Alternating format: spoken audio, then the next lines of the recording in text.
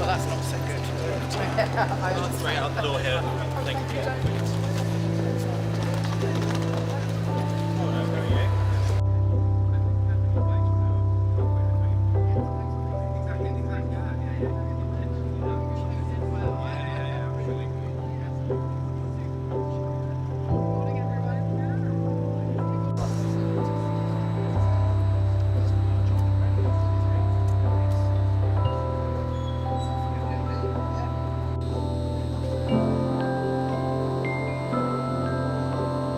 So I haven't made a decision about fares for next year. I am very conscious that the travelling public want an affordable railway and an affordable public transport system more generally.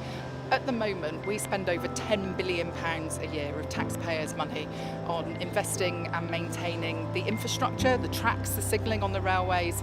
And there's a gap of about £2 billion as well each year between the money that comes in through fare revenue and the day-to-day running costs of the trains. And so I need to get the balance right between the contribution that fare payers are making and what the taxpayer is making. So I can't promise that fares are going to come down, but I am acutely aware that people want to get value for money